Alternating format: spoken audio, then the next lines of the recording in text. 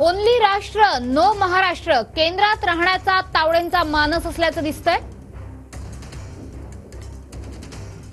Only राष्ट्र no Maharashtra म्हणजे निवडणूक या अर्थाने, बाकी पार्टीचा एक राजकीय नेता म्हणून कार्यकर्ता म्हणून पार्टी जी जबाबदारी देईल ती विधानसभेतल्या काही मतदारसंघात जाणं, प्रवास करणं, त्या जिंकण्यासाठी काम करणं, हे जे बावनकुळे साहेब, देवेंद्रजी, सुधीरभाऊ, चंद्रकांत दादा, पंकजाताई जे सांगतील ती एक टीम इथे काम करते, ती जी सांगेल ते नक्की करेल।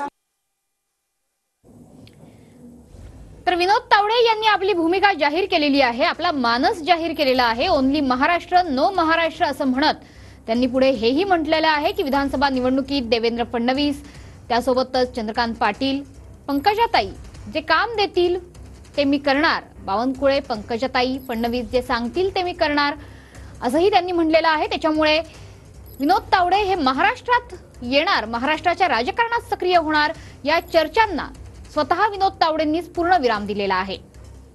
सध्या विनोद तावडे यांच्याकडे भाजपच्या राष्ट्रीय स्तरावरची जबाबदारी सोपवलेली आहे।